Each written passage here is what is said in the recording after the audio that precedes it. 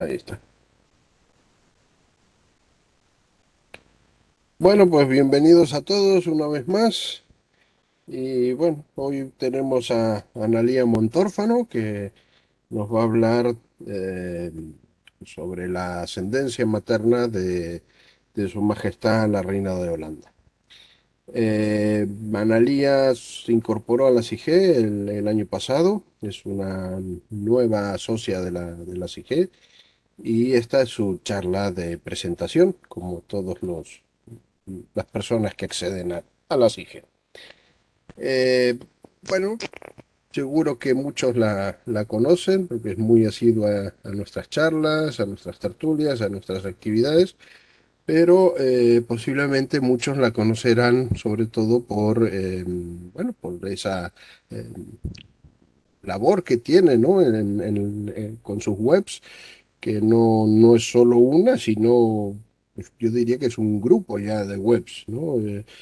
Montórfano.com.ar, apellidos italianos, entradas de pasajeros, guía genealógica, genia diccionario y prensa genealógica. Y seguro que me dejo dos o tres más. Y bueno, ha dado varias conferencias sobre el tema genealógico, también ha escrito unos cuantos artículos y destacaríamos de ella, ¿no? Dos libros que publicó hace un tiempo, Bernaldo de Quirós, de Segovia, Argentina, y MacDougall, Familia de Escoceses en Gualeguay, siglo XIX. Bueno, además de pertenecer a la CIG, Analía pertenece a muchísimas instituciones genealógicas de España y de América, es miembro fundadora del Centro de Genealogía de Entre Ríos y también del de San Luis, en la Argentina. Es también socia honoraria de ISPAGEN, es socia honoraria del Instituto de Estudios Genealógicos del Uruguay y es miembro correspondiente de los Centros de Estudios Genealógicos Heráldicos de Rosario, de Córdoba, de Tucumán y de Catamarca. Así que bueno, tiene ahí un bagaje importante y hoy pues nos va a hablar sobre los ancestros de Máxima Zorriguieta y bueno, seguro que disfrutaremos de su charla. Así que sin mucho más, bueno, yo creo que todos sabemos que vamos pidiendo luego la palabra por el chat para el turno de preguntas cuando acabe la presentación. Y sin mucho más, Analía, te cedo el micrófono. Ay, bueno, gracias. Un poco mucho lo que leíste, me parece que es demasiado, pero bueno, son muchos años que estoy en esto. Bueno, voy a compartir la pantalla.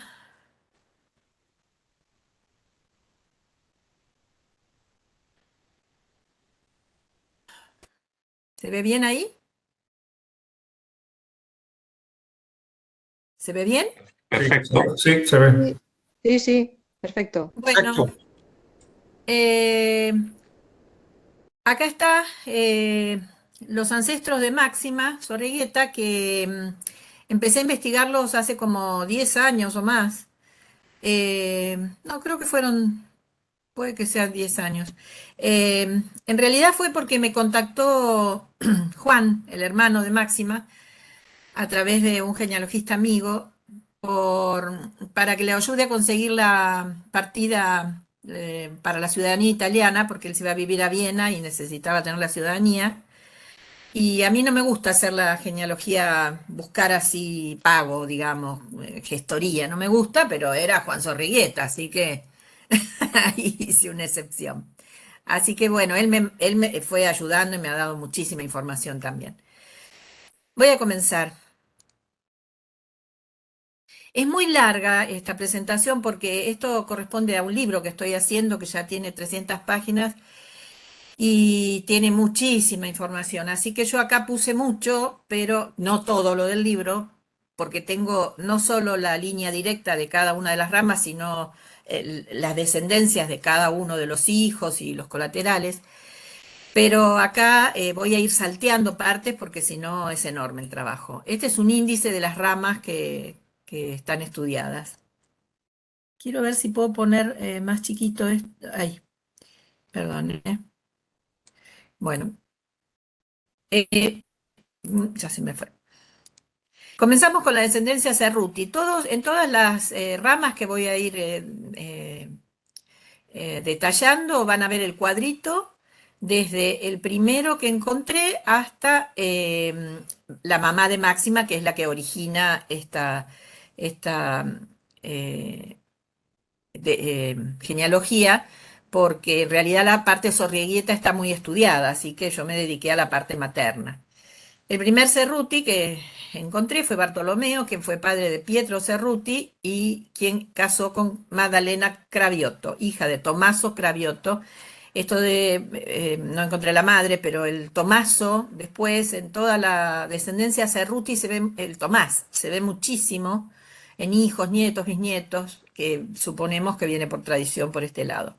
Tuvieron ocho hijos, el menor fue Santiago Giacomo, que fue el primero en llegar a Argentina desde Génova, y otro de los hermanos vinieron, creo que de los ocho hijos solo uno quedó en Italia, no me acuerdo ahora bien, pero uno de los hermanos de Santiago fue Bartolomé Cerruti, que fue párroco de la Catedral de San Nicolás de Bari en San Nicolás de los Arroyos y también de la Catedral de San Vicente en provincia de Buenos Aires. Una de las sobrinas de Santiago Giacomo casó con el científico Francisco Lazzina, porque eso pasa, que no lo van a ver acá, pero muchos están entroncados con gente muy conocida. Santiago, este es el acta de nacimiento, nació en Alpichela y está anotado como Jacobus Ceruti. Participó en la Guerra de la Independencia de Italia contra los austríacos con el grado de sargento en el Regimiento de Artillería de Campaña. Casó en San Nicolás, en la parroquia San Nicolás de Bari y de San Nicolás de los Arroyos con María Rita del Corazón de Jesús Ponce de León, hija de Pedro Pablo Ponce de León y doña Josefa Ezequiela Pastor. Fueron los hijos de Santiago y Rita, el primer Santiago que falleció al año, Rita, Tomás y Santiago Anastasio. Alrededor de 1883, Santiago y Rita se vuelven a Chiavari, Liguria, donde vivieron 5 años junto a sus 3 hijos y a Simón Lucero, que es un sirviente de origen africano que querían mucho en la familia, que trabajó con ellos muchos años, esto es 1883, ya apareció antes y después sigue apareciendo. Allí los chicos que cursaron en colegios de Torino conocieron a Don Bosco, que en realidad era Juan Bosco. Don le dicen a los sacerdotes en Italia, por eso es conocido como Don Bosco. Regresan a Argentina en 1888. Bueno, en el SEMLA figura toda la familia. Se establecieron en la ciudad de Buenos Aires, donde tenían varias casas y vivían de rentas. Santiago Anastasio falleció en 1896 en su domicilio de la calle Escuénaga, en la ciudad de Buenos Aires. De los 3 hijos, Rita, la mayor, casó con Juan María Domingo Bayac, que era una persona que ejerció la gerencia general del ferrocarril provincial y se destacó.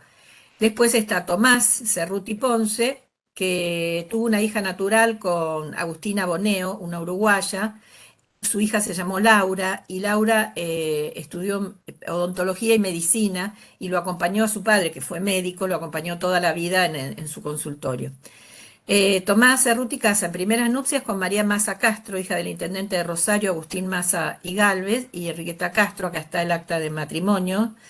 Y luego casa en segundas nupcias porque fallece María Massa con María Esther Taborda en el 1900 en Rosario, que fue padre de Esther, Rita y Tomás Cerruti. Esther, que ya falleció, una señora muy mayor cuando se contactó conmigo, me dio mucha información de la familia, una señora muy amable. Este es Tomás Cerruti, que cursa la escuela media en Italia, creo que ya lo mencioné. En Buenos Aires comienza junto a su hermano Santiago sus estudios en la Facultad de Medicina. Egresa en el año 1897 con diploma de honor. En ambos casos, los dos hijos médicos, la tesis, los padrinos de tesis y la comisión de admisión fueron médicos muy destacados de Argentina en ese momento.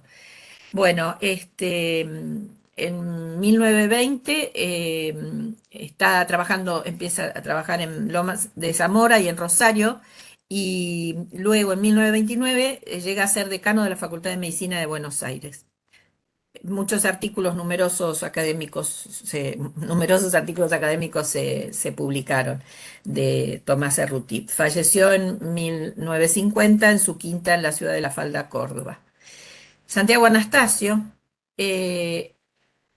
nació en San Nicolás de los Arroyos, estudia la escuela media, al igual que sus hermanos, en Torino, en varias escuelas, fueron haciendo toda lo que sería la secundaria acá. Escribía a estas tres escuelas y las tres me enviaron los boletines de los dos hermanos, información interesante. Bueno, terminó en el Colegio Máximo d'Azeglio, perdón, finalmente aprobó en el Regio Ginnasio Cesare Balbo, que es documento, pero cuando regresaron en 1888 no les reconocieron el título de Italia y tuvieron que cursar en 2 años el secundario en Buenos Aires. Santiago Anastasio también estudió medicina, recibiendo su diploma en 1896, pocos días después de Tomás. Y si quieren, si ustedes pueden ir leyendo algo de lo que yo obvio, bien, pero no puedo contarles todo. En 1898 vuelve a Pergamino y casa con María de la Mercedes, llamada Mameche, de Sautu, en 1898. Ella era hija de Marcial de Sautu y de Carmen Martínez y Figueroa. Estos eran los bisabuelos de Máxima. Acá tengo el acta de matrimonio de Santiago y María de las Mercedes. También Santiago publicó numerosos artículos médicos y se incorporó en el ejército argentino con el grado de capitán, el cual también pude ver el documento y está toda su hoja de servicios. En 1900, por razones de familia, se afincó en Pergamino y inmediatamente empezó a trabajar en el ferrocarril central en la Sociedad de Socorros Mutuos Italiana y Española. En 1903 lo nombran director del Hospital San José de Pergamino, fue concejal radical e intendente municipal y presidente del Honorable Consejo Deliberante. Luego se retira de la política, continúa con su tarea como médico. Esto es muy lindo porque es muy de la época. Además de esta actividad, fue uno de los médicos que debió enfrentar las incomodidades que se presentaban en el Pergamino de principios de siglo. Cerruti, como otros médicos, debió movilizarse en sulkis o en vehículos típicos de la tracción a sangre, a veces respondiendo al llamado que llegaba de un rancho enclavado en la campiña a la que se llegaba por rutas intransitables. Lo que está en cursiva es porque lo obtuve de otras publicaciones o libros, pero no puedo estar citando acá todo. En el libro, por supuesto que sí. Una plazoleta en Pergamino hay una escultura suya. Perdón, falleció en 1940 en Pergamino. Santiago Anastasio y María de las Mercedes fueron padres de 9 hijos. Uno de ellos fue Jorge Horacio Cerruti, el padre de María del Carmen, la mamá de Máxima, que casó con, también fue médico anestesiólogo y hacendado. Casó con María del Carmen Carmenza Carricar Ciesa, en la parroquia del Socorro en Buenos Aires. Era hija de Domingo Carricar Echar y de Carmen Ciesa Rodríguez. La descendencia de ellos continúa en el apartado los Ciesa Rodríguez. Esta es la otra rama, los Ponce de León, que ya habían visto, ya lo había mencionado. Entronca con los antiguos vecinos de Catamarca, pero como hay muchos, perdón, un ruido raro, como hay muchos archivos que no se han conservado, no he podido encontrar el acta de nacimiento de Pedro Pablo Ponce de León. Previamente aclararemos que este apellido nace en el siglo XIII de la unión de Pedro Ponce de Cabrera, hijo del conde Ponce Vela de Cabrera, y de la infanta Aldonza Alfonso de León, hija legítima del rey Alfonso IX de León. Pedro Ponce de León, hacendado, nacido por 1796-97 en Catamarca y falleció en 1861, fue sepultado en San Nicolás de los Arroyos, el acta dice como de 65 años. Según el acta de matrimonio, Pedro Pablo Ponce era hijo de Pedro Pablo Ponce y de Tomasa Bustamante, pero hay un error que luego lo voy a contar. Casó privadamente en Buenos Aires, en casa de la contrayente, con María Josefa Ezequiela Benita del Corazón de Jesús, pastor y Márquez de Cifuente, en 1824. Ella falleció en San Nicolás de los Arroyos, hija de Vicente Pastor y del Puente y de María Luisa Márquez de Cifuentes. Acá cuento algo de los padres, pero lo vamos a obviar. Esta es el acta de matrimonio. En el acta dice que la madre de Pedro Pablo Ponce es Tomasa Bustamante, pero Teresa Bustamante era la madre de otro Pedro Pablo Ponce, que acá está la firma, que lo encontré, y lo investigué mucho para ver que no fueran los mismos. Está como alcalde de primer voto en Catamarca en 1772.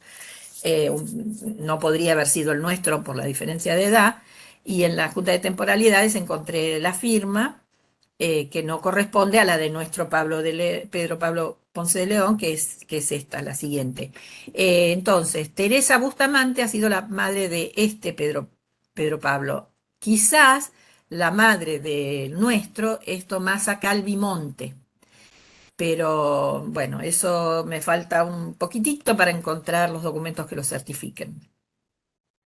En el Censo de Población de Buenos Aires en 1855 se encuentra Pedro Ponce de León, que declara que hace 45 años que vive en esta ciudad, por lo que se deduce que llega en 1810. En cuanto a sus propiedades en Buenos Aires, encontramos estancias en el Partido de Azul. Él ofrece hacer una capilla sin que cueste nada al Estado. También compró terrenos acá en Capital, en Buenos Aires, en varios terrenos, en la calle Cerrito, en la calle Arenales, en varios lugares. Acá hay una escritura que se lo propone como fiador a Pedro Pablo Ponce de León en la testamentaria de Joaquín Espeche. Joaquín Espeche era sobrino de el Pedro Pablo de Ponce, que yo creo que es el hijo de Calvimonte. Así que es probable, o sea, sería hijo de la posible hermana Juan Inés. Bueno, acá declaro los terrenos que compró en la capital. Compró muchos terrenos en pocos años. Quedó un poquito fundido, así que después tuvo que estar pidiendo préstamos para pagar sus deudas. Hubo otro homónimo, Pedro Ponce, que vivió en Buenos Aires desde la misma época y estuvo a cargo de la imprenta de la Casa de Niños Expósitos, pero estudiando los documentos llegué a la conclusión que no es la misma persona. Pedro Pablo Ponce de León se dedicó a la venta de ganado. Encontramos documentos en los que se lo menciona, y incluso se publicó en un periódico de la localidad de Dolores, en la provincia de Buenos Aires, en la que se lo cita. Aquí está Pedro Pablo Ponce, y una de sus hijas nació en esa localidad, por lo cual deben haber estado un tiempo afincados allí, porque en realidad él siempre estuvo entre Tandil y San Nicolás de los Arroyos. En 1859, bueno, se confirma su actividad ganadera. Lo vamos a saltear. Tuvo también cierta actividad política, ya que fue nombrado juez de paz en San Nicolás de los Arroyos. Eso fue en 1856. En 1860 fue nombrado como nuevo juez de paz Gregorio Pombo, pero hay documentos en los que Pedro Ponce firma diciendo juez de paz sustituto, por lo cual no debe haber tomado el cargo Gregorio Pombo. Pedro Pablo Ponce y Josefa Pastor fueron padres de 6 hijos, pero vamos a continuar con María Rita del Corazón, Mamá Rita, la llamaba la familia, que nació en 1827 y se casa con Santiago Giacomo Cerruti, el que vimos en los Cerrutis, en San Nicolás de los Arroyos. Y la descendencia, bueno, la vimos en el otro apartado. La descendencia de Sautu. Acá ven que llegué más arriba. Diego de Sautu de Mendivil nació en Larrimbe, en Álava. Fue hijo de Pedro de Sautu Mendivil, porque se encuentra como Sautu, de Sautú, con acento, o de Sauto, y de María de Mendivil. Casó con Francisca de Lechaga Arenchún, hija de Miguel de Lechaga y María Erechún. Fueron padres de 5 hijos, pero continuamos con Francisco Sautú, que nació en 1621 y casó con Mari Gómez de Padula de Velasco. Acá está el acta de bautismo de Francisco. Tuvieron al menos 2 hijos, Ana y Francisco de Sautú Gómez de Padura, que continuamos. Casó con Maricruz de Bengoa, los salteo porque son muchos. Tuvieron a Diego de Sautú Bengoa y a Diego Félix de Saltú. Luego continúa la descendencia con Francisco Antonio Ascenso de Saudú, que casa con Magdalena Pérez de Bea y Murga. Luego, ellos son los padres de José María de Sauto y Pérez de Vega, que es un personaje bastante estudiado y además un personaje muy interesante. Quien lo ha estudiado bastante y que me ha dado información es Aldo Castro Paz. Nació en 1775 en San Miguel, en Suya, Murguía, Álava. En 1794 pide la licencia de embarque para venir hacia nuestro país ahora. Viaja, en esa declaración dice ser soltero, libre, con certificado de emancipación, hecho por el padre, firmado por el alcalde mayor de Suya, el escribano Aniceto de Izaga.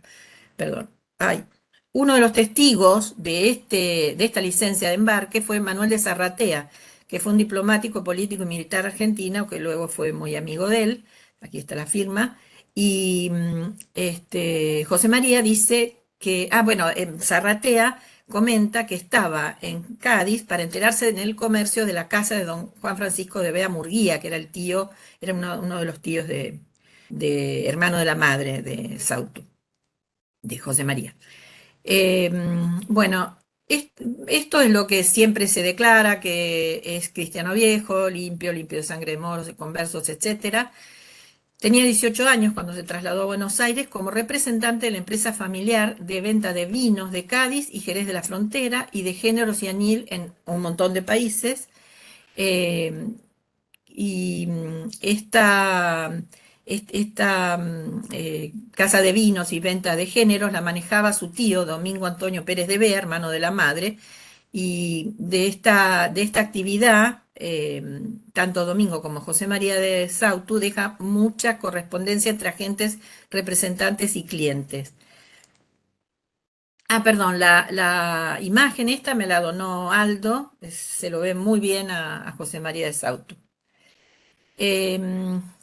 En sus notas cuenta que a principios de abril de 1794, bueno, en realidad acá relata todo su periplo hasta llegar a nuestro país, que salió de Murguía, luego llegó a Bilbao, luego va a Portugal, después va a Madrid, bueno, hace todo un periplo. Esta es la carátula de la licencia de embarque. Hay un archivo personal de él, porque ha escrito muchísimas crónicas y se encuentra en pergamino, pero lamentablemente en un incendio se perdió gran parte de esa documentación. Fue tasador de las posiciones y bienes, bueno, esto no tiene tanta importancia. Fue partidario de Martín de Álzaga, a quien destaca después más adelante. Uy, perdón. Participó de las invasiones inglesas, como en el batallón Cantabros de la Amistad, que eran conocidos como Tercio de Vizcaínos, es bastante conocido con ese nombre. Junto a su gran amigo Manuel Ortiz Basualdo. Se relaciona mucho con familiares de este apellido. Acá está lo que dice. Debido a su alta admiración por Álzaga, le dedicó frases de subido elogio. Único y absoluto jefe, el inimitable don Martín de Álzaga, alcalde de primer voto de esta ciudad, que le es deudora, como toda la España, de la gloria que adquirió el nombre español en esta memorable defensa. Grande de alma, entereza de ánimo, etc. Son sentimientos contrarios al recuerdo que se hace del general Santiago de Liniers, del cual dice el general que nada más hacía desde el principio de la acción que no hacer nada. Bueno, curioso. Casó en la noche la noche de 1835 con Josefa María Manuela Valentina Castañeda y Duarte, registrado en la parroquia San Nicolás de Bari. Como San Nicolás de Bari se quemó también los registros, es una partida que por suerte se conservaban los nombres, porque está toda rota. Ella es hija de Máximo Antonio Castañeda, mexicano, y de Ignacia Francisca Duarte, brasilera. Don José de Sautu, esta es la firma de él, tenía una letra preciosa, yo vi muchos documentos, tenía una letra perfecta. Falleció en 1855 en su casa de Suipacha 177, siendo sepultado al día siguiente, y está en la bóveda de la familia Ortiz Basualdo. Yo fui a ver. La madre de sus hijos, Josefa María Manuela Valentina Castañeda Duarte, casó en primeras nupcias con Francisco de Ortúzar, nacido en Vizcaya, pero casaron en la iglesia de Socorro, y fueron padres de María de las Mercedes, que nació en 1809 y falleció 6 días después, o sea, no quedó descendencia de este matrimonio. Se separaron el mismo año que falleció su hija. La relación, por eso es un poco rara esto, se casó en la noche, ella estaba casada, es un poco rara este matrimonio, es como un matrimonio simulado, han mentido acá. La relación entre Josefa Castañeda, Francisco de Ortúzar, su primer marido, y José María de Sautu resulta un tanto confusa, porque José María y Francisco de Ortúzar ya se conocían desde los años de las invasiones inglesas, dado que ambos pertenecieron al mismo batallón, y al fallecer el padre de Josefa, ella entabla un reclamo contra sus hermanas por nulidad de las diligencias de división de bienes que las hermanas iniciaron. En el primer expediente aparece firmando en su nombre su esposo, Francisco de Ortúzar, y también como testigo. Y después, en varios escritos firmados por Josefa y los de una de sus hermanas, están redactados por José María de Sautu con su inconfundible y prolija caligrafía. Es así porque se cotejan documentos y es la misma firma. Y ella todavía estaba con su marido. Me río porque son esas picardías de la época. Seguramente el conocimiento de Josefa y José María viene dado a través de María Castañeda, su hermana, ya que José María fue albaceas del esposo de ella, Francisco Huertas. Bueno, la demanda contra sus hermanas finaliza cuando se vende la casa paterna, que era lo que producía el litigio. Josefa Castañeda se separó también de José María de Sautu, se ve que era una señora con cierto carácter, en 1838 y en una carta de 1839 José María de Sautu le dice, este presbítero era asesor y director de ella, le dice con motivo de su separación, me notificó el escribano de Cámara, don Pedro Calleja, que a petición de mi mujer, solicitando se le admita información de pobreza para que sea declarada tal, poder litigar civilmente conmigo, se había dispuesto por la otra Cámara de Justicia como lo pide en su situación de marido. ¿Me están escuchando? Porque yo no veo. Sí, sí, Ah, sí. perfecto. No, porque Perfectamente. bajé la ventanita y no los veía, dije a ver si se cortó. Sigo. Luego Josefa le hace 2 demandas a José María por reclamo de alimentos. Ella se fue de la casa con los 2 hijos pequeños. La primera, en 1840, consigue recuperar su ropa y algunos muebles. En la segunda, en 1843, acordó que finalmente José María le diera un alquiler, una casa. Bueno, ahí está, no lo voy a detallar para que no se haga largo. José María de Sauto en su testamento declara que es mi voluntad, de 1850, un poco antes de fallecer, es mi voluntad se entregue en clase de legado a mi esposa, doña Josefa Castañeda, si me sobreviviese, la casa de mi propiedad ubicada en calle Artes, etc. Dejo constancia, a ver si hay algo más.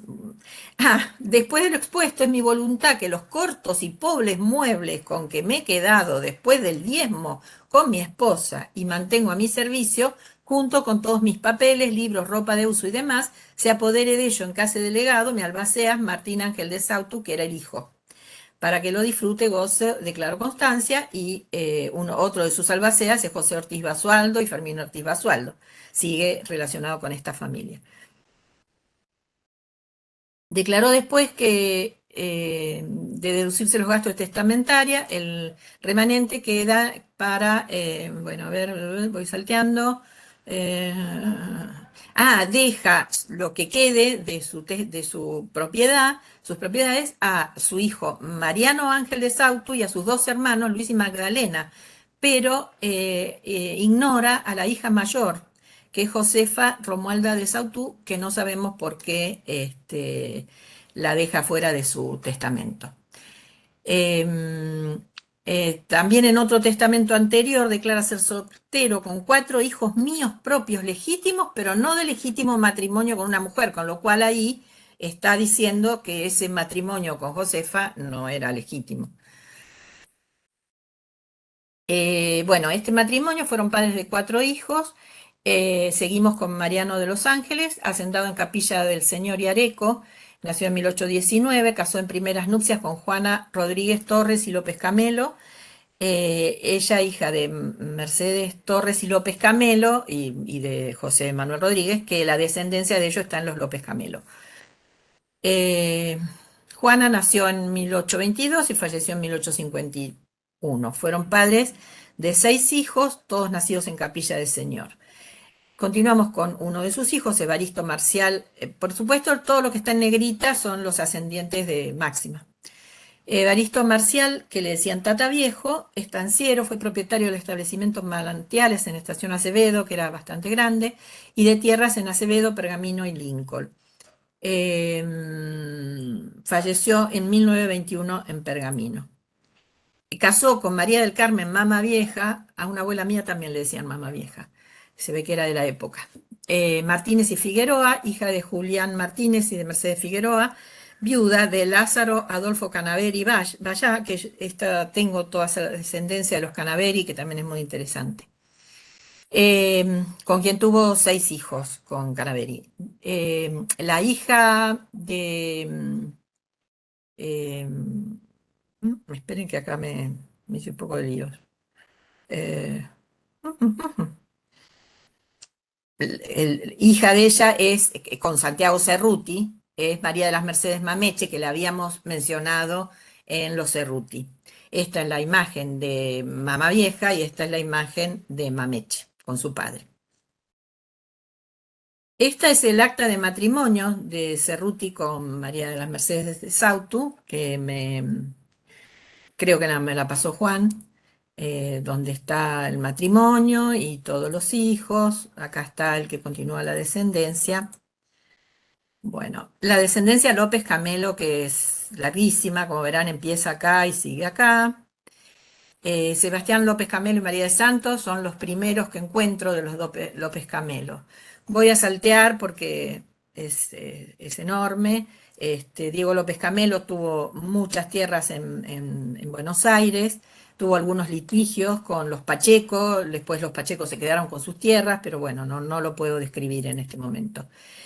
Diego López Camelo también tuvo tierras en Pago de la Costa, al menos un solar que vende, bueno, perdón que lo diga así, pero no tenemos tiempo para todo. Diego López Camelo, viudo de su segunda esposa, Elvira Martínez, perdón, Elvira Manrique de Lara, casó en terceras nupcias con María Barragán de Cervantes o María de Soria y Cervantes, nacida en Buenos Aires en 1620. Siendo amortajada con el hábito de San Francisco, porque era terciaria de San Francisco, y sepultada en la iglesia del convento de esta orden. Fue hija de Juan Barragán y de Isabel Soria Cervantes. Bueno, esto no importa. Pedro Luis López Camelo, uno de sus hijos, uno de sus 12 hijos, capitán de milicias y mayordomo de propios del Cabildo, en 1692, fue bautizado en 1659 en Buenos Aires, en Nuestra Señora de la Merced. Heredó de sus padres. Casó en primeras nupcias con Josefa Rosa Rodríguez de Olivera, y luego con ella tuvo una hija que fue María López Camelo y Oliveira, que casó con Salvador del Castillo. Pedro Luis luego casó en segundas nupcias con Jerónima de Santana, acá está la firma de él, Jerónima de Santana, hija del capitán Francisco Caraballo de Santana y de Antonia de Burgos. La descendencia de ellos sigue en los Caraballo de Santana, la historia de los Caraballo de Santana. Pedro José fue hijo de ellos, que casó con María Ballesteros y Gutiérrez Barragán. Su madre, la madre de María Ballesteros, fue Úrsula Gutiérrez Barragán y Gómez de Saravia, sobrina nieta de Bernardo Sánchez de Barragán, el gran pecador que luego se entronca con esta familia. Seguimos con los hijos, con el hijo que da a la descendencia de Máxima, Manuel Victoriano López Camelo, que casa con María Paulina Pardo. La hija mayor fue Juana Justa López Camelo, que casó con Pedro Antonio Torres Areco. Luego viene María Mercedes Torres y López Camelo, que casa con Juan Manuel Rodríguez. Tuvieron a Buenaventura Rodríguez Torres Camelo, que casa con Mariano de los Ángeles, de nuevo vamos para atrás, de Sautú y Castañeda. Y la descendencia está en los de Sautú y Castañeda. La descendencia Barragán también es enorme. Gonzalo Barragán González, que es el primero que encuentro, nació por 1530 en Extremadura, casó con Catalina Sánchez.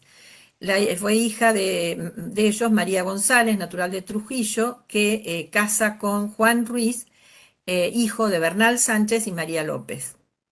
Debió morir en Ecuador, Juan, Juan Ruiz, antes de 1623, fecha en que dos de sus hijos hacen una transacción de un bien heredado de su padre. El matrimonio con alguno de sus hijos, el matrimonio de Bernal Sánchez, perdón, de Juan Ruiz y María González, pasa con alguno de sus hijos esperen, porque quiero apurarme y me trabo. Vamos a leerlo. Juan Ruiz, natural de Trujillo, hijo de Bernal Sánchez María González, se despachó al nuevo reino de Granada con María González, su mujer, natural de dicha ciudad, hija de Gonzalo Barragán y de Catalina Sánchez, y llevan consigo a Bernal Sánchez y Antón Ruiz y Juan Ruiz y Gaspar y Francisco y Catalina y Ana González, sus hijos solteros, por cuenta de su majestad. Este es un documento que es que transcribí, que encontré en Pares. María, bueno, el hijo que continúa es el famoso gran pecador, Bernardo o Bernal Sánchez Barragán, nacido en Trujillo, en Cáceres, por 1546, falleció antes de 1609, a poco de salir de Lima, Perú, en el barco que viajaba rumbo a Chile. Tuvieron que regresar a Lima para enterrar el cuerpo en el cementerio del Hospital de Convalecientes, en presencia de muchos funcionarios. Casó con Catalina Pérez en Riobamba, Ecuador, donde se había establecido cuando salió de España fue primero a Ecuador.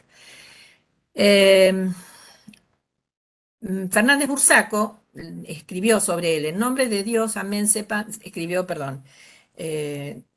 publicó el testamento de Bernardo. En nombre de Dios, amén sepan cuantos esta carta de testamento última y postrímera voluntad vieren como yo, Bernardo Sánchez, de otro nombre llamado el carísimo, el gran pecador, Bernardo del hábito peregrino, que traigo de 8 años a esta parte, natural que soy de la ciudad de Trujillo, en Extremadura, hijo legítimo que soy de Joan Ruiz y de María González, su mujer, vecinos de la villa de Riobamba, en la provincia de Obispado de Quito. Figura como su albacea Antonio Ruiz Barragán, su hermano, que fue conocido como Antonio Gutiérrez Barragán, que fue también un personaje importante.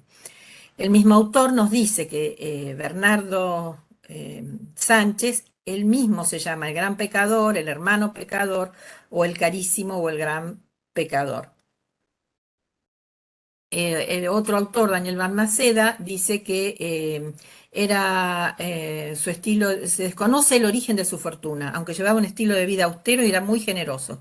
Siempre daba ayuda y consejos a los necesitados, aunque no era un religioso, vestía siempre con una sotana con capucha, y se sabe que estuvo un tiempo en Asunción, pasó largas temporadas en Chile, viajó varias veces a España en barcos de su propiedad, con lo cual se ve que tenía mucha fortuna, y asombraba a todos que durmiera sobre el piso de la cubierta, o sea, vivía como un ermitaño, digamos. En 1606 compra una manzana frente a lo que hoy es Plaza de Mayo, que había pertenecido a Juan de Garay, el fundador de Buenos Aires. Partió a España y regresó en 1607 con uno de sus hijos, Juan Barragán, pero ahí se pierde la pista de su esposa Catalina Pérez. A partir de su llegada a la Santísima Trinidad, realizó numerosas operaciones inmobiliarias. Incluso alquiló 2 cuartos de su casa al cabildo para que los utilizaran como cárcel, hasta que construyeran una nueva, aunque nunca cobró el alquiler. Este matrimonio tuvo al menos 2 hijos, Juan Barragán y María Sánchez. Juan Barragán nace en Riobamba, Ecuador, vecino principal, heredó la fortuna de su padre y el alquiler de los cuartos del Cabildo. Se afincó en Buenos Aires, fue regidor de cuarto voto hasta su fallecimiento. El cargo lo compró en 700 pesos por remate de cargos en Potosí, en Pública Almoneda. Fue alcalde de la Hermandad también, procurador. Falleció en 1653. Contrajo matrimonio Nuestra Señora de la Merced con Isabel de Soria Cervantes y Alarcón, hija de Rodrigo de Soria Cervantes y Beatriz de Alarcón, que sus descendientes fueron mencionados en los López Camelo. Al hablar bueno, para hablar de Rodrigo de Soria Cervantes, vamos al otro capítulo, que es la descendencia Cervantes. Enorme. Creo que es el año 400, 500, no sé, desde donde se llega, que llego ahí tan lejos por un testamento que dejó Nuño Alfonso. Hay todo un libro que está en Google Books, donde está muy detallada toda su familia. No voy a leer ahora todos sus descendientes, ascendientes y descendientes. En 1085, tras la conquista de Toledo, el rey Alfonso VI se apodera del lugar de Cervatos. Años más tarde lo dona al niño Nuño Alfonso, por méritos de su padre. Nuño Alfonso nació en Galicia por el año 1090, llegó a ser uno de los más valientes capitanes del emperador Alfonso VII, fue 10º alcalde de la ciudad de Toledo, príncipe de su milicia, bueno, murió heroicamente peleando contra los moros. Su primer testamento, que es el que creo que es el que está en Google Books, que está traducido, fue escrito en arábico y traducido por un morisco. Por eso hay algunas diferencias en las fechas. Casó en primeras nupcias con doña Fronilde y tuvo 2 hijos, Pelay Muño y Fronilde Muño. Nuño Alfonso casa en segundas nupcias con Teresa Barroso y tuvo Alfonso Muñoz Cervatos, que heredó el castillo de Cervatos, que adoptó el apellido al tomar el castillo, y tuvo 2 hijos, no encontré la esposa. Uno fue Pedro Alfonso de Cervatos, el primer hijo que hereda el castillo, y siguiendo el ejemplo paterno, continuó usando el apellido Cervatos. Gonzalo de Cervatos fue el segundo, que no estuvo de acuerdo con su hermano que se adueñara del castillo y del nombre Cervatos, por lo que tomó el apellido Cervantes para diferenciarse, ahí nace el apellido. Juan Alfonso de Cervantes y Díaz fue su hijo, luego continúa los Cervantes. Bueno, voy a saltear todo esto. Rodrigo de Cervantes casa con María Gutiérrez Tello. Tuvieron a Juan de Cervantes, que fue vasallo, guarda mayor del rey de Castilla, 24 de Sevilla, renunció a la renta que tenía de por vida. Bueno, casó con Aldonza de Toledo. Tuvieron a Diego de Cervantes Toledo, que casa con Juana Avellaneda.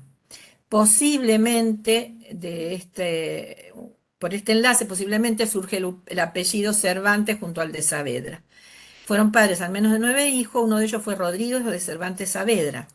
Acá hay un problema en las biografías, porque algunos dan como padre de Rodrigo de Cervantes Saavedra a Pedro Díaz de Cervantes, y un Rodrigo de Cervantes Saavedra, lo vemos después, tuvo que ver con, no me acuerdo ahora lo vemos, con el escritor Manuel de Cervantes Saavedra.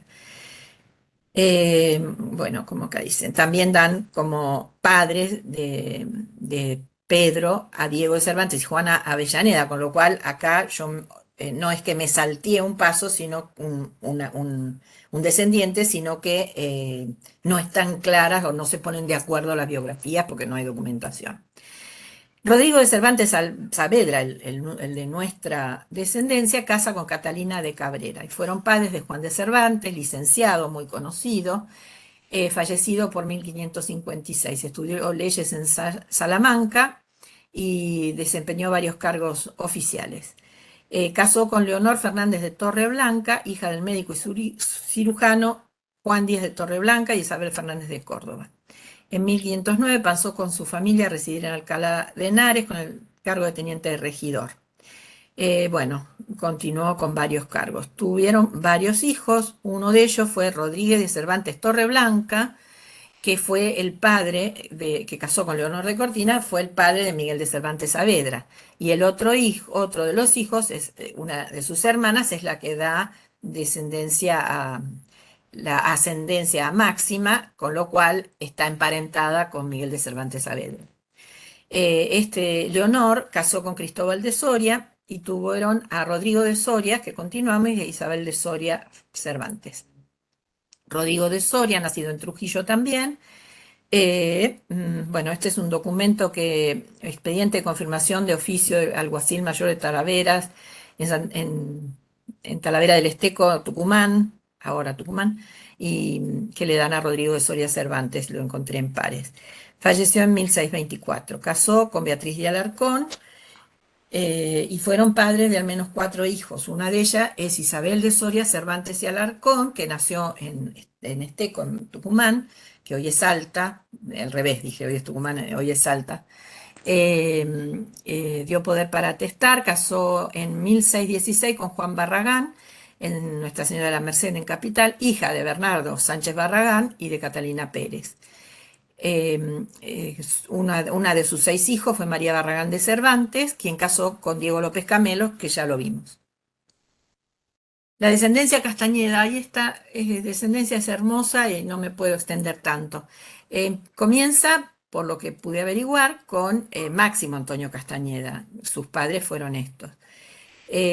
Máximo Antonio Castañeda declara en su memoria testamentaria en 1808 que nació en 1739 en el Mineral del Plata llamado Real del Monte Hidalgo, México, Nueva España. Su partida de bautismo dice que fue oleado en tal día como hijo de padres no conocidos, siendo su padrino Joseph Velázquez, pero en su matrimonio aclara que sus padres fueron Agustín Castañeda y María Josefa de Chavarría. No sé por qué no lo habrán dado en adopción, no sabemos, o lo habrán abandonado.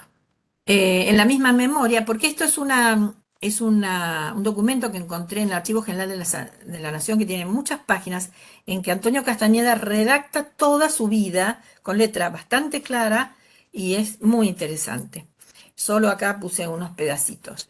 Él relata que en 1757 salió de México para acompañar a 2 religiosos que llevaban la Santísima Virgen de la Merced, peregrina de Quito, que puse la imagen antes, y dice, llamados Fray José de Yepes y Paredes y Fray Pedro Saldaña. Si buscan, son muy conocidos, o quizás ustedes los han oído nombrar. Quienes me vistieron su santo hábito de la Merced por devoción, hicieron misión en algunas provincias del Reino de México y acabada esta se vieron en estado de separarse los 2 compañeros, Fray José y Fray Pedro. En 1759 salieron de la ciudad de Atzico y el padre Pedro Saldaña se fue a Quito y el padre Yepes a España. Con este seguí yo en el hábito de devoto hermano y el 30 de mayo embarcamos para España en el puerto de Veracruz.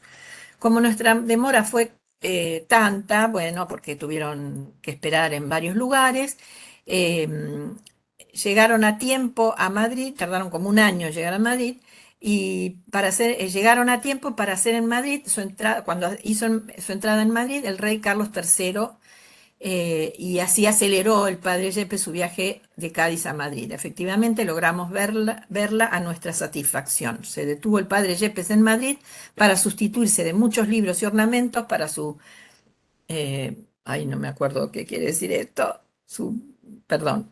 Y a los 3 años y medio bajamos a Cádiz para deliberar la ruta que había que tomar para volver a Quito y se determinó venir para Buenos Aires. En 1763 el padre Yepes pide anuencia para volver a Quito, que está en Pares, informando que viaja con un donado nombrado Antonio Castañeda, natural, bueno, lo que ya habíamos dicho, de 24 años, lo describe.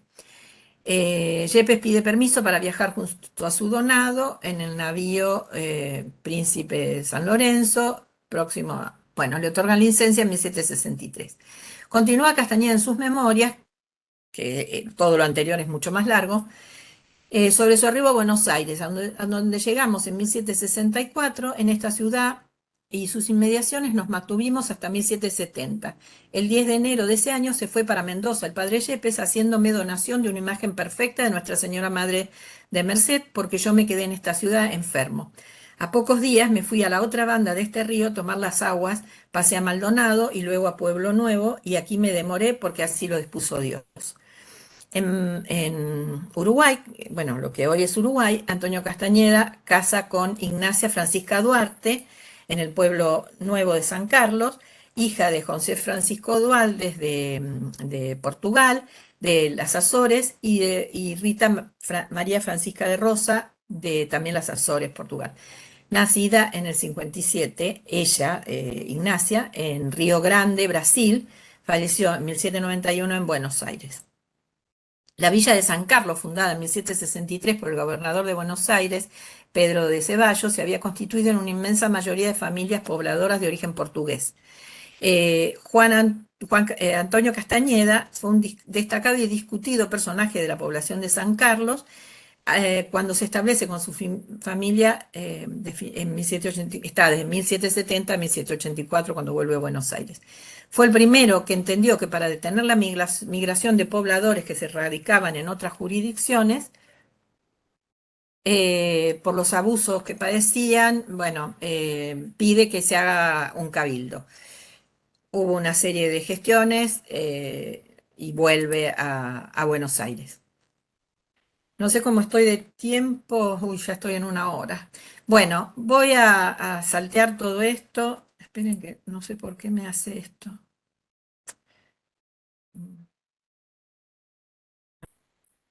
Ahí. Antonio Castañeda fueron padres de Josefa María Valentina Castañeda Duarte, que fue la que le hizo todo el lío a José María de Sauto. Luego viene la descendencia Caraballo de Santana, que es bastante larga, que la voy a saltear, porque ya estamos en tiempo. Luego la descendencia Santana, que acá uno de los personajes destacados fue Antón Higueras de Santana, eh, que fue uno de los españoles que partieron con Ortiz de Zárate, de Sanlúcar de Barrameda. Con 16 años viajó en compañía de su madre y sus dos hermanas. Su padre había fallecido en su ciudad natal, Pedro Correa de Santana.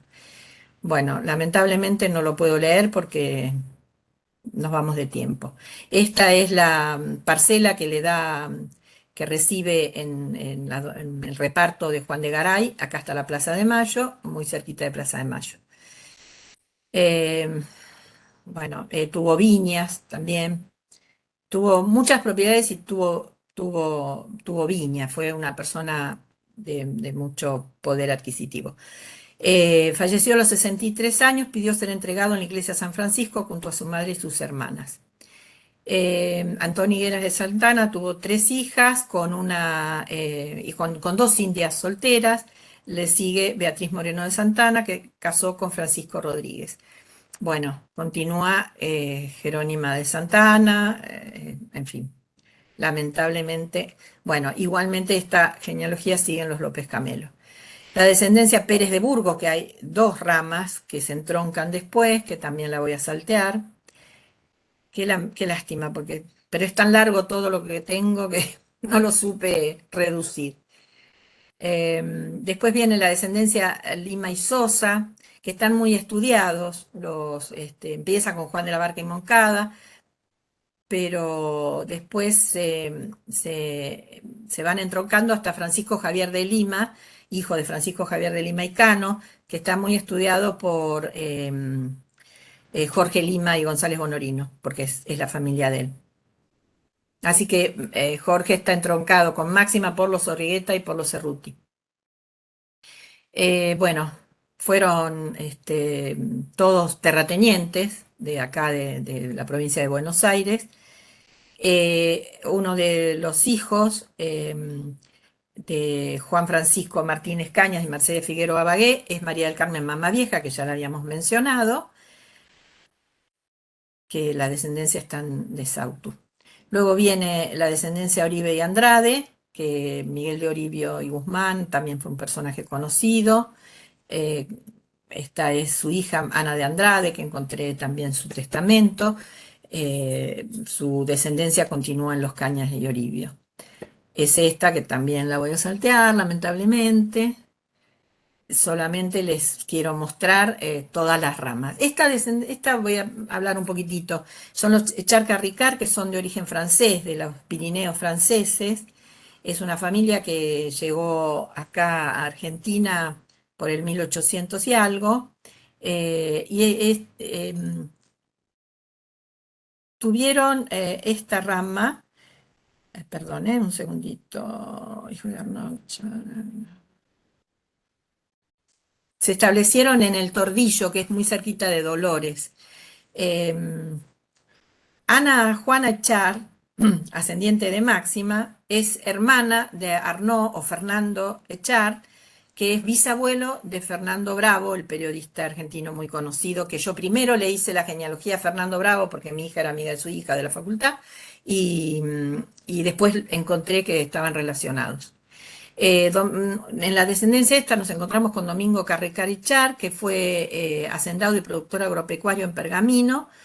Eh, Tuvo también varios cargos. Casa con Carmen Petronila Ciesa Rodríguez y son los padres de María del Carmen Carmenza Carricart, que ya la habíamos mencionado. La descendencia esta es de los Ciesa Rodríguez, que tengo varias ramas maternas. Y bueno, acá también voy a saltear, son los Ciesa que llegan de nuevo a María del Carmen Carmenza Carricart y que se casó con José Horacio Cerruti de Sautu, que son los padres de María del Carmen, la madre de Máxima.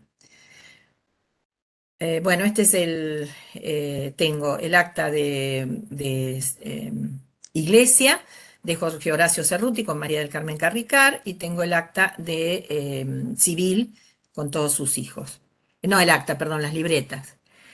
Acá llegamos a María del Carmen Carricart, que nació en 1844 en Pergamino, con su esposo Jorge Sorrieguieta, y que fueron padres de Máxima, de Martín Sorrieguieta, de Juan Sorrieguieta y de Inés lamentablemente fallecida. Luego llegamos a Máxima, que todos conocemos, que tiene 3 hijas princesas. Estas son el matrimonio con sus hijas. Esta es una foto que me encantó de ellos dos bastante jóvenes. Y acá terminamos con 2 imágenes de Máxima que me gustan mucho. Uno es en la coronación, muy formal y elegante como es ella, y la otra es en otro momento de la coronación, también con su cara pícara como también es ella. Fin por ahora, porque todavía tengo cosas por investigar. Quiero decir Pues muy, también que, Gracias. perdón, que José Sorrieguieta pudo ver esta genealogía, no tan avanzada, pero la pudo ver y leer y estuvo de acuerdo con todo lo que venía haciendo. pues Bueno, disculpen las muchísimas, corridas, pero era muy larga y era imposible contar todo. muchas gracias, Analía. Bueno, un paseo interesante, ¿no? La rama materna de Máxima Zorrigueta. Y bueno, has estudiado ahí muchas ramas. Y bueno, y muchas me ha gustado porque son ramas mías también, ¿no? Los López Ah, qué Camelo, bueno. Bernardo Sánchez, el hermano pecador, de quien corría la leyenda que era el príncipe Don Carlos, Sí. una de esas leyendas que había en el Buenos Aires, bueno, en el antiguo Buenos Aires, ¿no? Y también soy o sea, soy descendiente de Rodrigo de Soria Cervantes. Y de esto me ha llamado un poco la atención porque sacas ahí un árbol eh, hacia atrás, 19 generaciones hacia atrás de Rodrigo de Soria Cervantes, que bueno, me ha llamado la atención, ¿no? Y luego me ha llamado la atención ese entronque que bueno, que Rodrigo de Soria, eh, bueno, que además fue un personaje eh, con una vida poco destacable, digamos, ¿no? Lo más destacado que hizo en su vida yo creo que fue presenciar el milagro del toro de San Francisco Solano y testificar en la causa de canonización. Pero aparte de eso tuvo una vida, en fin, sin mucha... eh, la gente no lo quería demasiado. Y, pero, claro, según mencionas tú, resultaría primo hermano del autor del Quijote. Que me gustaría preguntarte dónde está esa o por dónde viene esos datos, ¿no? Porque Ya.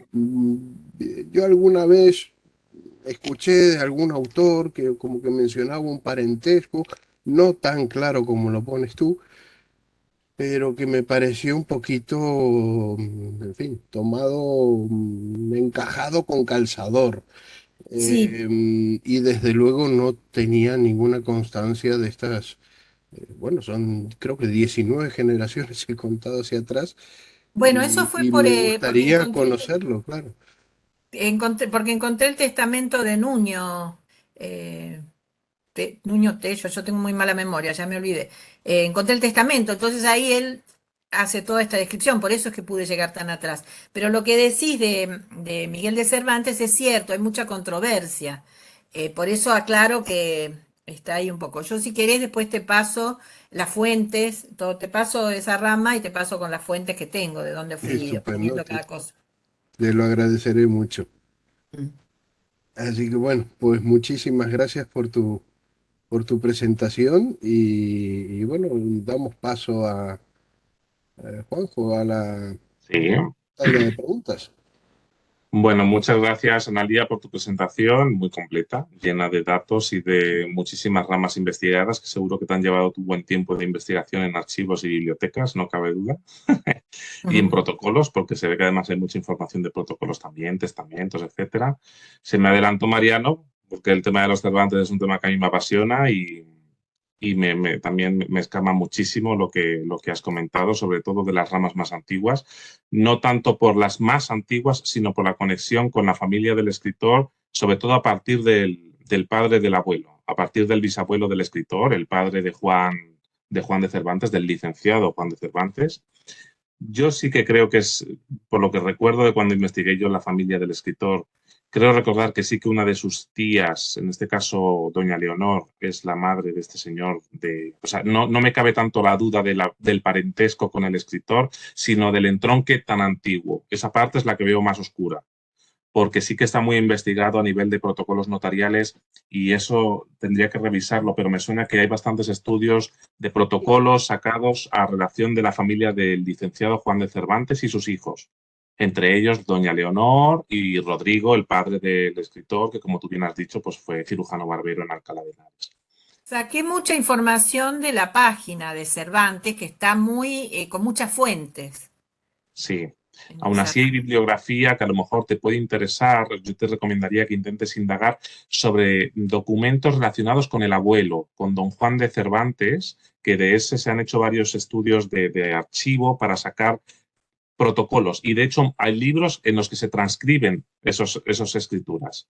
Sí, me Eh, eh, gustaría, si les parece a los dos, enviarle esta parte y si quieren pueden copiar datos de lo que yo tengo y si tienen alguna duda me la dicen y lo buscamos, porque también quiero que las cosas sean lo más verídica posible. Yo en todo el libro, porque ya es un libro, no un artículo, pongo todas las fuentes que pueda, porque quiero que quede claro lo que está documentado realmente a lo que no.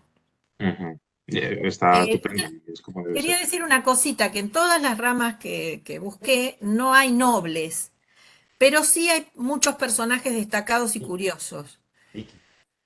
Así que, bueno, tiene una ascendencia interesante.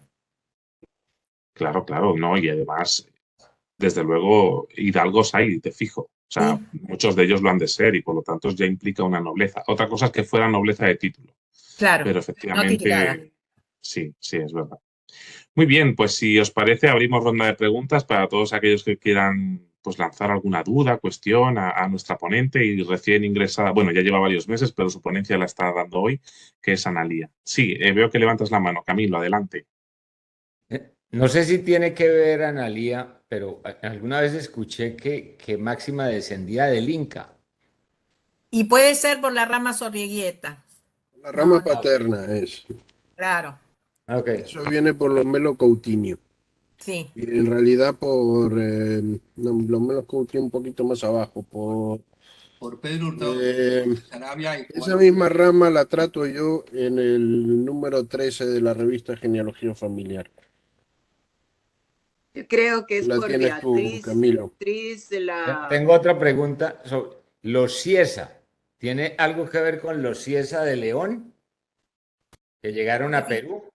Tengo que fijarme porque, si me das un segundo, porque mi memoria es un desastre. Ahí los busco. Sí, los Ciesa, ¿me decís que llegaron a Perú? Hay unos Ciesa de León, un señor Ciesa de León que llegó al Perú. Cronista, no tengo, también la memoria mía no me da, pero me causó que no es un apellido muy común. Y no, no los tengo en Perú. No, no, no. Dale, Vienen directamente desde España a Argentina. ok. No, Gracias. no, por favor. Felicitaciones. Vale, vale. Gracias. Gracias, Camilo. No, A continuación tiene la palabra Mariano Alvarado. Adelante. Muchas gracias, Analía, por la charla. Bueno, quería comentarte en primer lugar que el Mariano Cabral que estaba al principio, que era el escribano, ese es mi tío, el hermano de mi tatarabuelo. sí, he visto varios protocolos de Cabral. Bueno, mi tatarabuelo, que fue José Victoriano Cabral Díaz de Castro, que fue el primer escribano de Buenos Aires, heredó el registro número 1 de su hermano Mariano. Qué maravilla. Bueno, eso te quería comentar por un lado. Y Mm. por el otro lado, pues yo también emparento con Máxima, según la página esta de Genianet, donde está mi genealogía, bueno, una de las genealogías donde estoy, tengo 157 grados de parentescos. Por la Bueno, rama materna y paterna. Por la paterna seguro. por la paterna. Claro, Por la materna no lo sé, porque acá te digo, acá me calcula los 157 grados. Te puedo decir que por claro que Pedro está. Hurtado de Mendoza y Sarabia y Juan Olguín de Sí, Ulloa, que ahí es donde se emparenta con Beatriz, eh, Tupac con Chupanqui. Pedro Álvarez Holguín y Beatriz Hualpa Tupac, Tupac Chupanqui. Tupac Yupanqui. ujú. Después, así por Francisco Algañarás de Murguía, también. Por Claro, porque está Diego González de publicada. Villarruel, a ver, por donde María de Ábalos, dice acá, no sé, pero Gómez de Figueroa también, Moscoso, Mm. por Gonzalo Pérez Martel y Mate de Luna, Tendríamos que por- hacer una reunión de genealogistas para recibir a Máxima alguna vez que venga y contarle todo esto. sí, bueno, acá hay un montón, ¿no? Sí, por eso. También por los reyes de Portugal, por Dionisio, por Alfonso de la Cerda también, por Dionisio del Labrador de Portugal, por Alfonso el Desheredado de la Cerda, bueno, hay un montón, ¿no? Por Dolza Martínez de Silva, Rodrigo el Calvo, Fernández de Castro, bueno, ahí acá te calcula todos los grados de parentesco, dice el más cercano sería primo de noveno grado, de un abuelo de Máximo. Ujú. Pues nada, Fantástico. una curiosidad. Muy bien. Más preguntas para nuestra recién estrenada socia, para Analía Montorzo. Bueno, mil gracias, Analía, por tu charla. Y mi pregunta o mi cuestión es, vi que en determinados momentos mencionas los documentos que están en pares, Sí. pero ¿qué otro acceso de lugar de documentación tienes en España que te permite llegar tan atrás?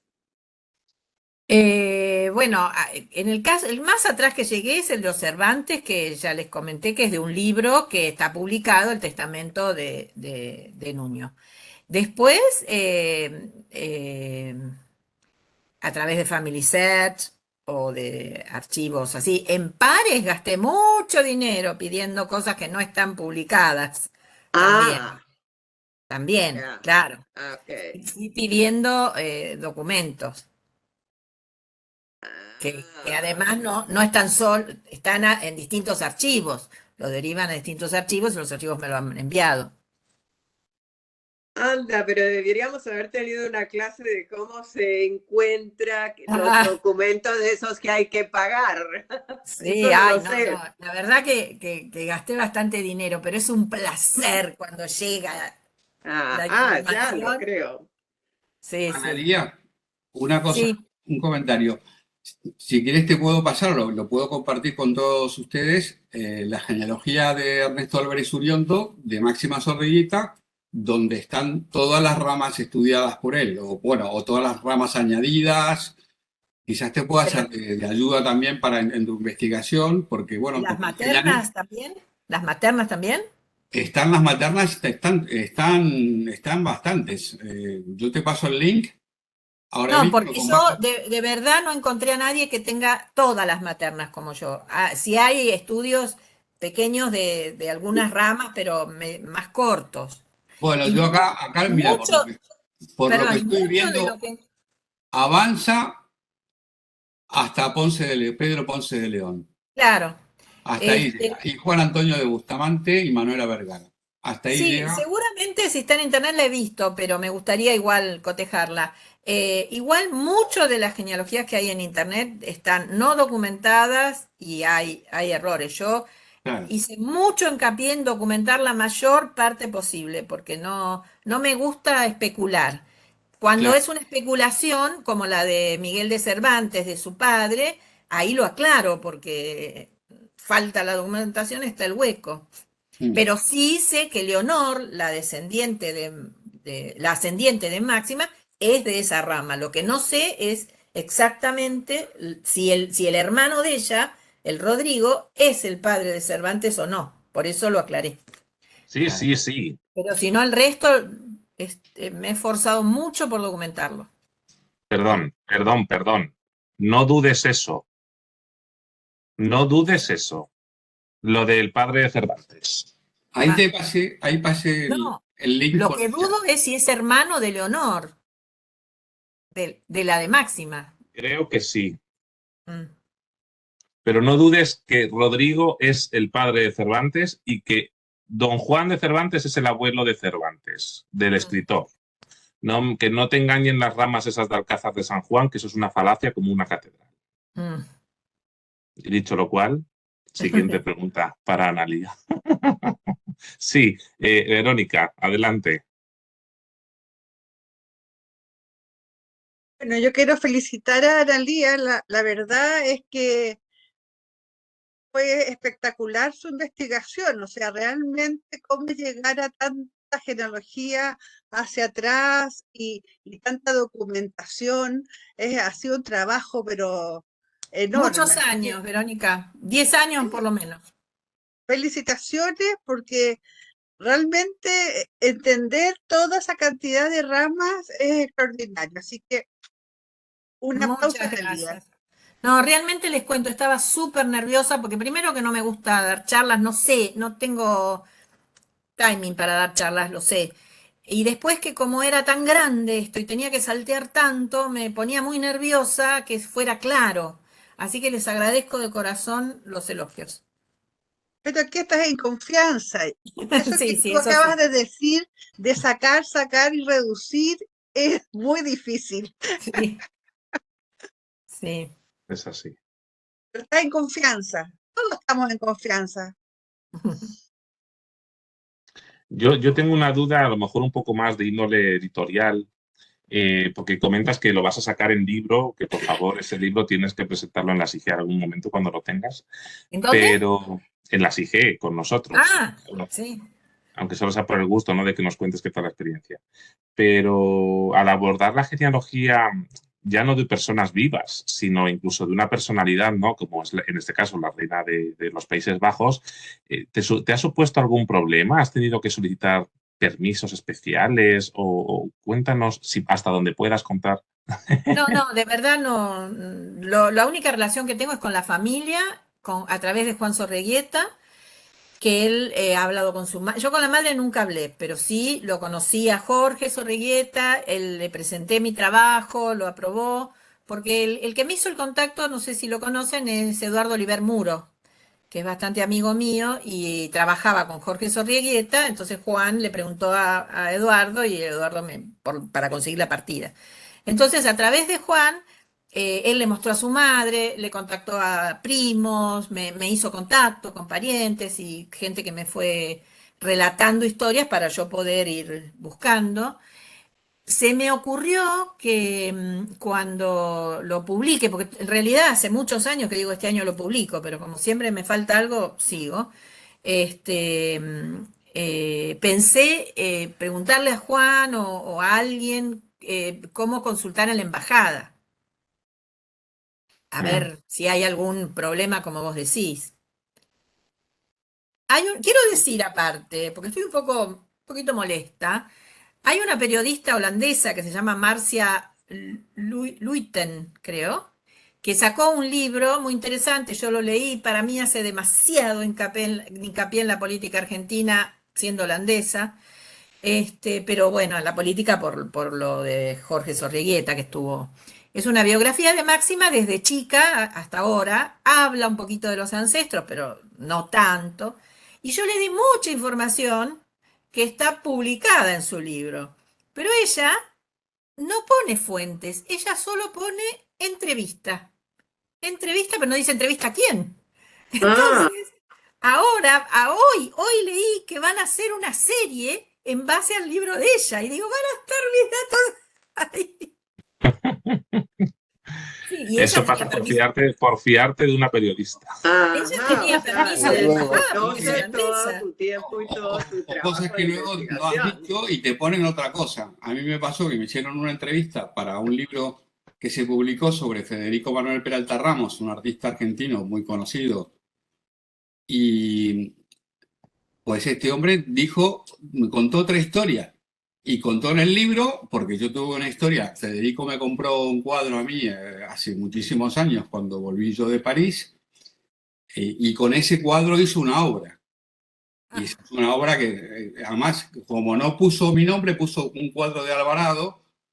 Dice, pongo la obra ajena a un cuadro de Alvarado. Y me puso, o sea, un bastidor con un cuadro de un retrato de Madame Nicole, que era una mujer de la madre de una niña que yo cuidaba en París, con esto. Y el tipo me hizo una entrevista y contó cualquier cosa, nada que ver, si inventó que era amante mía, la de París. Ah, Una historia, el del universo al bife se llama el libro, de no sé, un hombre que, bueno, una anécdota aparte de esto. sí.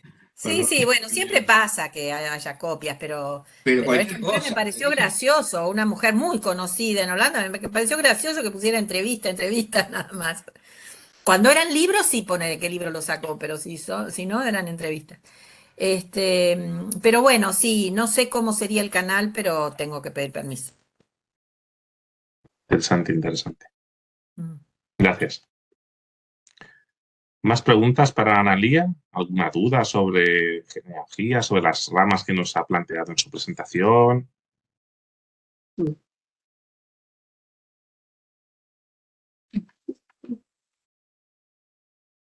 Nos ha dejado todo meridianamente claro.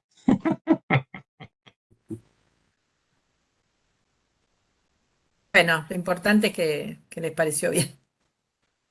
Sí, no, ya te digo, sí, ha sido una presentación muy completa con muchos datos, que eso al final siempre es agradable, ¿no? Y además es lo que nos interesa porque somos investigadores, nos gusta hallar el detalle, ¿no? De cada investigación y eso enriquece. Por ejemplo, José María de Sauto es un personaje para estudiar porque ha escrito tanto sobre crónicas de Buenos Aires que es interesante. Antonio Castañeda, el que anduvo con la Virgen, también es un personaje interesante. Además hay mucha información sobre el padre Yepes y su donado. Habla de su donado y el donado era Antonio Castañeda. Ujú. No, sí, es absolutamente interesante todo lo que has investigado. Ujú. Pues Muy nada, bien. de esa publicación tendrás que dedicarte a sacar biografías de aquellos que sean interesantes y que no te dé lugar a desarrollarlo en profundidad en el libro. Sí, de los Canaveri, por ejemplo, tengo mucho y también han tenido bastante actuación. Sí, claro, después iré sacando pedacitos. Ya se sabe que de una boda sale otra boda. Pues esto es igual, de un libro sale otro libro. Sí, me encantó la historia, me encantó la historia de Sautu que se casa en la noche con Josefa Castañeda y después resulta que no se habían casado porque ella era casada y esto es en el 1007 y algo, creo, si mal no recuerdo. Y cuando dijiste lo de por la noche, dije qué extraño. Sí, O claro. estaba Por la o se noche estaba en casa de muriendo. la contrayente. Con la Ajá. autoridad y alevosía. No, como hay momentos en los que traen bodas así como de último minuto y entonces Sí, alguien se está muriendo, ¿no? Es claro. una cosa que me sonó así como rara. Pobre, le hacen poner la firma. O se la imitan. En fin, Bueno, no sé si tenemos más preguntas para Analía. creo que no, ¿no? Bueno, pues si no tenemos nada más, simplemente déjenme que porque con esto terminamos la programación de este mes. Y el mes que viene, pues el día 5 tendremos nuestra tertulia habitual. Eh, bueno, no está determinado el tema aún, pero bueno, ya lo anunciaremos en la web y en las redes sociales. Y el día 19 tenemos una charla de Gabriel Jaime Vanegas, de Colombia, que nos hablará sobre las historias familiares a través de las genealogías, un caso en bibliotecas públicas de Colombia. Y a la siguiente semana, el 26 de abril, tenemos a Henning Kretschmer, de Ah, sí. Honduras, que nos hablará sobre técnicas periodísticas aplicadas a la genealogía, un acercamiento a varias herramientas y formatos comunicacionales para la creación de proyectos genealógicos. Así que nada, me ha hecho esta temática de la charla de Henning, me ha hecho acordar lo que contaba Analía de la periodista holandesa. Esperemos que no sea así. Así que bueno, eso es un poco lo que tendremos para el mes que viene, el mes de abril. Así que bueno, Bueno, sin más, si no queda nada, ninguna pregunta de último momento para Analía, Buenas noches. pues cerramos ya esta Ahí levanta charla. una mano Cecilia. Ah, no, se equivocó. Perdón, perdón. Perdona, Mariano. Así que muchísimas gracias, Analía, estupenda tu charla. Y bueno, y esperamos ver pronto ese libro. Ojalá. que Bueno, sea antes de gracias. la película, Eso, dice que el año que viene se estrena, así que lo tengo que hacer este año. para que se vea de dónde sale la entrevista. Está bien. Muchas gracias, Analia. Grabala, Bueno, Gracias a muchas ustedes, gracias. gracias a grabala porque ustedes. después siempre te dicen lo contrario. Que la ¿Cómo? grabe, que la entrevista que la grabe, digo, para tener el Ah, documento. sí, no, aparte tengo registrado todo esto, Claro, ¿eh? si Lo no tengo después que no, registrado en yo derecho de dije esto. autor, No, no, así que, no. bueno, Bueno, gracias. Gracias a todos. muchas gracias. Buena Muy tarde, buenas buenas noches a noches a todos. Muchas todos. gracias. Gracias, Analia. Buenas noches. Hasta luego, buenas noches. Hasta luego.